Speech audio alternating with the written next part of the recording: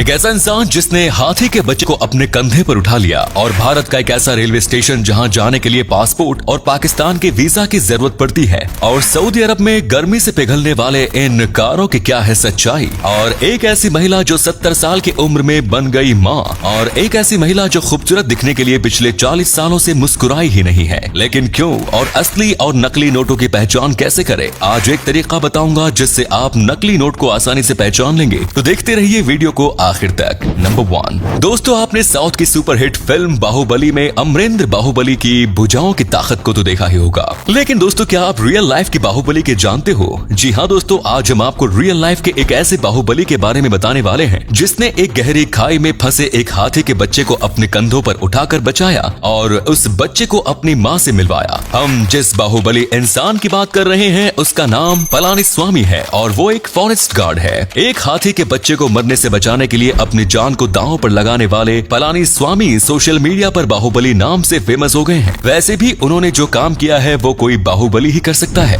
Number 2 दोस्तों, आपको ये तो मालूम होगा कि एक देश से दूसरे देश जाने के लिए वीजा और पासपोर्ट की जरूरत पड़ती है, लेकिन क्या आपको ये मालूम है कि भारत में एक ऐसा रेलवे स्टेशन है जहाँ जाने के लिए आपको अपना वीजा और पासपोर्ट दिखाना पड़ता है? हम जिस रेलवे स्टेशन की बात कर रहे हैं वो अमृतसर में है, और उस रेलवे स्टेशन अंदर जाने की परमिशन उसी को मिलती है जिसके पास पाकिस्तान का वीजा होता है। आपको बता दें कि ये वही स्टेशन है जहां भारत और पाकिस्तान के बीच चलने वाली समझौता एक्सप्रेस रुकती है। सिक्योरिटी रीजंस की वजह से ही इस स्टेशन पर वैसे लोगों की ही एंट्री दी जाती है जिनके पास पासपोर्ट और पाकिस्तान का वीजा हो। वैसे भी जिस स्टेशन से पाकिस्तान के लिए ट्रेन जाती हो उस स्टेशन पर सिक्योरिटी कितनी खतरनाक होगी इसका अंदाजा तो आप खुद ही लगा सकते हैं। नंबर 3 दोस्तों, क्या कोई औरत 70 साल की उम्र में माँ बन सकती है? हमें पता है कि आप कहोगे कि क्या बकवास कर रहे हो, इस उम्र में तो इंसान के पैर कब्र में लटके हुए होते हैं। आपको चाहे भले इस बात पर यकीन ना हो, लेकिन ये करिश्मा हो चुका है। गुजरात के कच्छ की 70 साल की एक महिला एक बच्चे को जन्म देकर दादी बनने की उम्र में माँ बन गई है। आपकी जानकारी के लिए बता दें कि ये बुजुर्ग महिला IVF तकनीक की मदद से 70 साल की उम्र में माँ बनी है। बुढ़ापे में माँ बनने वाली इस महिला का नाम जीवूबेन वाला भाई रबारी है। जीवूबेन अपनी शादी के 45 साल बाद तक बे औलाद ही रही। इतने सालों तक बे औलाद रहने के बाद 70 साल की उम्र में उन्हें औलाद का सुख नसीब हुआ। भगवान जीवूबेन को लंबी उम्र दे ताकि वो अपने बच्चे की अच्छी से परवरिश कर सके और माँ बनने की खुशी एंजॉय कर सके। नंबर 4 दोस्तों, अभी हाल ही में सऊदी अरब की एक वीडियो काफी ज्यादा वायरल हो रही थी जिसमें 2 कारों को पिघलते हुए दिखाया जा रहा था। इस वीडियो के साथ ही ये दावा किया जा रहा था कि सऊदी अरब में इतनी गर्मी पड़ रही है कि कारें भी धूप की वजह से पिघल रही हैं। इस वायरल वीडियो पर हजारों लोगों ने यकीन किया, लेकिन हम आपको बता दें कि असल में ये एकदम झूठी खबर थी। ये कारें धूप की वजह से नहीं बल्कि पास की इमारत में आग लगने की वजह से पिघल रही थी। लेकिन दोस्तों,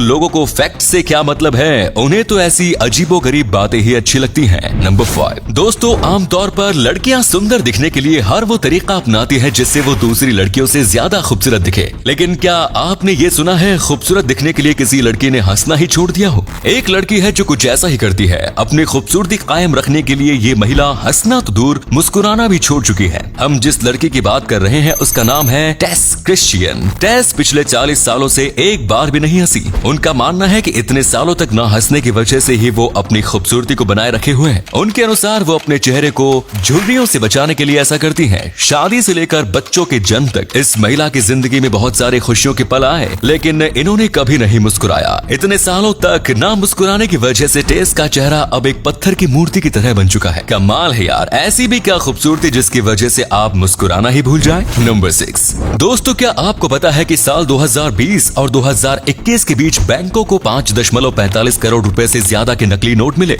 ऐसे में आपके लिए ये समझना बहुत जरूरी हो जाता है कि आपकी जेब में जो नोट रखा हुआ है वो असली है या नकली। क्या आपको मालूम है कि असली नोट की सही पहचान क्या है? दोस्तों, RBI के अनुसार 17 ऐसे तरीके हैं जिससे आप असली या नकली नोट का पता लगा सकते हैं। इन 17 तरीकों में सबसे बेस्ट तरीका ये है कि आप नोट को हाथों में लेकर ये चेक करें कि नोट पर छपी महात्मा गांधी की तस्वीर एकदम नोट के सेंटर में हो। इसके अलावा आप रिजर्व बैंक के सील, गारंटी और प्रॉमिस क्लॉज, अशोक स्तंभ, RBI गवर्नर के हस्ताक्षर और दृष्टि बाधित व्यक्तियों के लिए आइडेंटिफिकेशन मार्क इंटैग्लियो में प्रिंटेड को देखकर भी असली और नकली नोट की पहचान कर सकते हैं। इसके अलावा नोटों की पहचान करने के और भी कई तरीके हैं जिसके बारे में आप गूगल से पता कर सकते हैं। और अगले फैक्ट पर जाने से पहले इस फोटो को ध्यान से देखिए और बताइए कि आपको किस नेता का फोटो दिखाई दे रहा है। इससे पता लगेगा आपका दिमाग और आपकी आंखें कितनी तेज हैं। आपको मिलते हैं 5 सेकंड। नंबर 7 दोस्तों, अब हम आपको एक ऐसी महिला के बारे में बताने वाले हैं जिसकी अपनी खोई हुई डायमंड रिंग 13 साल के बाद एक गाजर में फंसी हुई मिली। हम जिस महिला की बात कर रहे हैं उनका नाम मैरी है और वो कनाडा की रहने वाली है।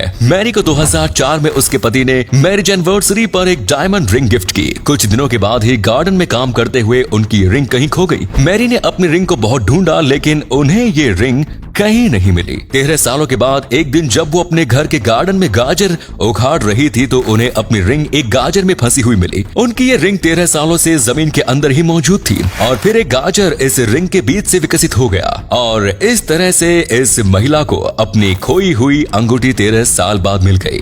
नंबर 8 दोस्तों, आपने वो कहावत तो सुनी ही होगी कि आदमी पैसों से नहीं दिल से बड़ा होता है। आज हम आपको एक ऐसे फकीर इंसान की कहानी सुनाने वाले हैं जिसने लोगों से भीख मांगकर तकरीबन 80,000 रुपए जमा और इन पैसों को उसने गरीबों में बांट दिया। हम जिस इंसान की बात कर रहे हैं वो पंजाब के पठानकोट में रहते हैं और उनका नाम दिव्यांग राजू है। शरीर से अपाहिज दिव्यांग ने भीख मांगकर जमा किए 80,000 रुपए से 800 परिवार को लॉकडाउन के दौरान राशन पहुंचाया और 3,000 से अधिक मास्क मुफ्त में बांटे। सिर्फ इतना ही नहीं दोस्तों, दिव्यांग पिछले 20 सालों में तकरीबन 22 गरीब लड़कियों की शादी करा चुके हैं। सच में दोस्तों, इस फकीर आदमी के पास दिल की ऐसी दौलत है जो दुनिया के किसी अमीर के पास नहीं होगी। नंबर 9 इंडोनेशिया में एक ऐसा स्कूल है जहां हर साल सभी स्टूडेंट्स की माओ को स्कूल में बुलाया जाता है और फिर सभी स्टूडेंट्स अपनी अपनी माँ का पैर धोते हैं। इस समारोह का आयोजन करके बच्चों को माँ बाप की हमेशा इज्जत करने की सीख दी जाती है और उन्हें ये बात बताई जाती है कि जिंदगी में कामयाबी तभी मिलेगी जब वो अपने माँ बाप को हमेशा खुश रखेंगे। साथ ही माँ के पैर धुलवा कर बच्चों को ये बात भी याद दिलाई जाती है कि माँ के कदमों के नीचे जन्नत है। इस